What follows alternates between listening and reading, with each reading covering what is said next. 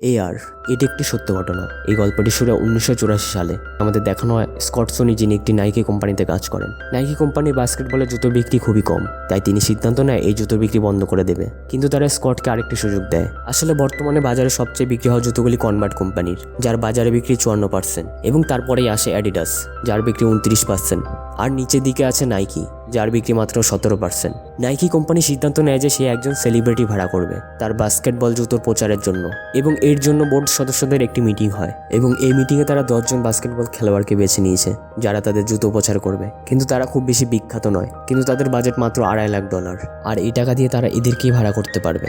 এবং যখন স্কট জানতে পারে যে খেলোয়াড়গুলো খুব বিখ্যাত নয়, তখন সে রেগে যায় এবং বলে, আমরা যদি আমাদের জুতো এই লোকেদের দ্বারা প্রচার করি তবে আমাদের ব্র্যান্ড আরও বেশি ক্ষতিগ্রস্ত হবে।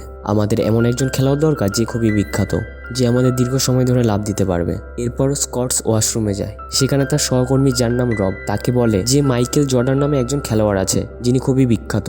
আমরা যদি তাকে আমাদের কোম্পানির জন্য ভাড়া করি তাহলে আমাদের ব্র্যান্ড আমাদের কোম্পানির জন্য খুবই উপকার হতে পারে। কিন্তু শীঘ্রই অ্যাডিডাস কোম্পানি তাকে তার জুতো প্রচারের জন্য ভাড়া করতে চলেছে। আমাদের যদি মাইকেল জর্ডানকে ভাড়া করতে হয় তবে আমাদের টাকা অনেক বেশি বাড়াতে হবে।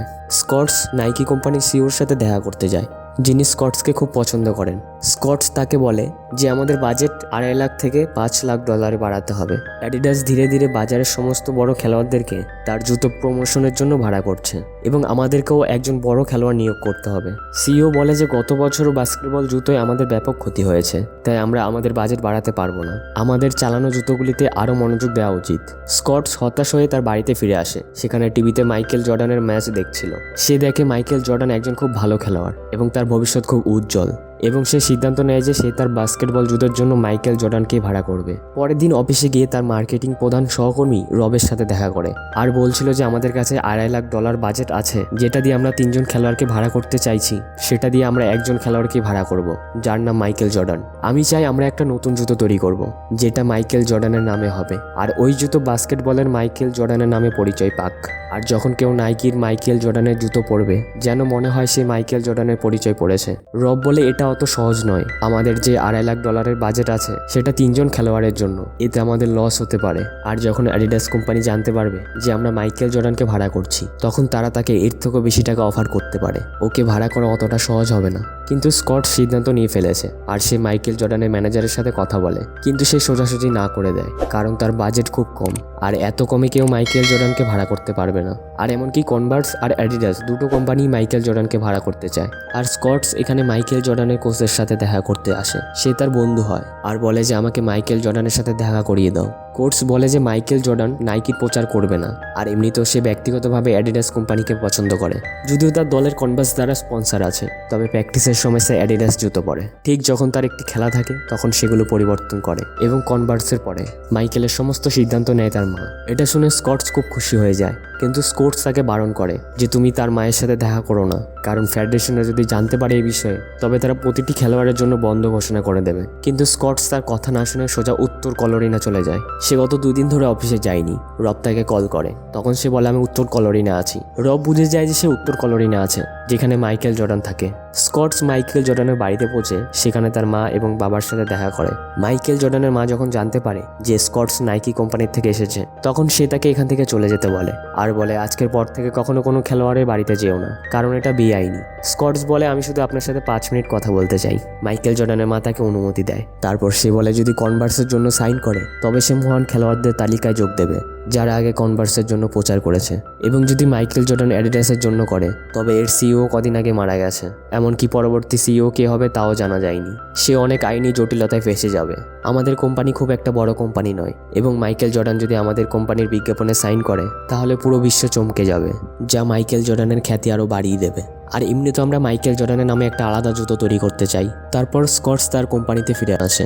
এখানে মাইকেল জর্ডানের ম্যানেজার তাকে কল করে, বলে যে আজকের পর থেকে আর কখনো এমন কাজ করবে না যতদিন আমি ম্যানেজার আছি। মাইকেল জর্ডান তোমার কোম্পানির প্রচার করবে না। স্কট বলে যে আগামী সপ্তাহে দেখা হবে। আসলে মাইকেল জর্ডান আগামী সোমবারের জন্য সময় দিয়েছে।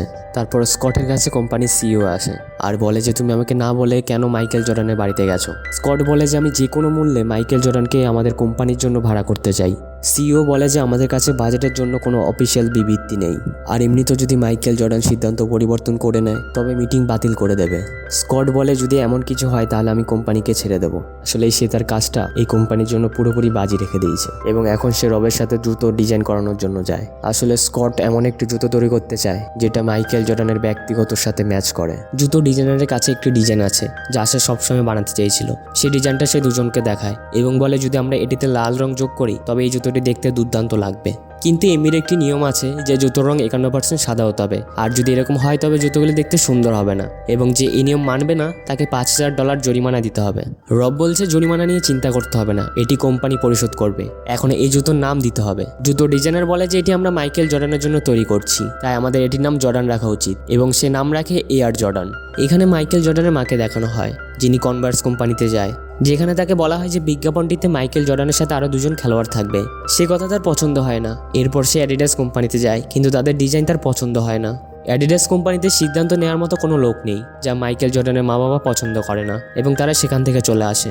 অন্যদিকে আমাদের দেখানো হয় যে স্কটস এই কাজের ব্যাপারে এতটাই সিরিয়াস যে অফিসে ঘুমাচ্ছে।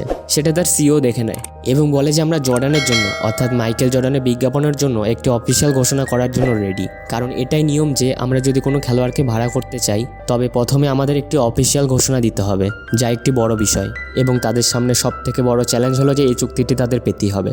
আর শীঘ্রই সেদিন চলে আসে যখন তারা মাইকেল জর্ডান এবং তার মা বাবার সাথে একটি মিটিং করে। এখানে নাইকির পুরো স্টাফ উপস্থিত রয়েছে, যেখানে মাইকেল জর্ডানকে তার জুতো দেখানো হয়। সেটা তার জন্য বিশেষভাবে তৈরি করা হয়েছে, সে তার বিজ্ঞাপন করবে। এখানে তাদের বিজ্ঞাপনটির কিছু উপস্থাপনা দেখানো হয়, যেটা দেখে মাইকেল জর্ডানের মা বিরক্ত হয়ে যায় এবং স্কট এটা লক্ষ্য করে, তাই বিজ্ঞাপনটি বন্ধ করে দেয়। আর মাইকেলকে বলে যে তুমি একজন ভালো খেলোয়াড়, তোমার ভবিষ্যৎ আরও এগিয়ে যাবে, তবে এটি চিরকাল স্থায়ী হবে না। আমরা তোমাকে সেই জায়গায় নিয়ে যেতে চাই যেখানে তোমাকে পুরো বিশ্ব চিনবে, সর্বদা মনে রাখবে। সম্ভবত তুমি অন্য কোম্পানির সাথে বিজ্ঞাপন করে ভালো অর্থ উপার্জন করতে পারবে, তবে তোমার অবসরের পরেও মানুষ তোমাকে মনে রাখবে, কারণ নাইকির সাথে তোমার নাম চিরকাল জড়িয়ে থাকবে। স্কটের কথা শুনে জর্ডানের পুরো পরিবার খুব খুশি হয়ে যায়, কিন্তু তারা কোনো উত্তর দেয় না। নাইকির আজ পর্যন্ত সবথেকে বড় চুক্তি হতে চলেছে। 4 দিন ধরে জর্ডানের পরিবার থেকে কোনো ফোন আসেনি, কিন্তু 4 দিন পর মাইকেল জর্ডানের মা তাকে ফোন করে, বলে যে আমরা অ্যাডিডাস এবং কনভার্টের সাথে চুক্তি বাতিল করেছি, কিন্তু আমরা তোমার কোম্পানির সাথে ডিল তখনই সাইন করব যখন আমরা রয়্যালটি পাবো, অর্থাৎ প্রতিটি জুতোর সাথে কিছু না কিছু পার্সেন্টেজ দিতে হবে, আর সাথে একটি মার্সেডিস গাড়িও। স্কট তার কথা শুনে অবাক হয়ে যায়, কারণ আজ পর্যন্ত কোনো খেলোয়াড় এরকম ডিমান্ড করেনি।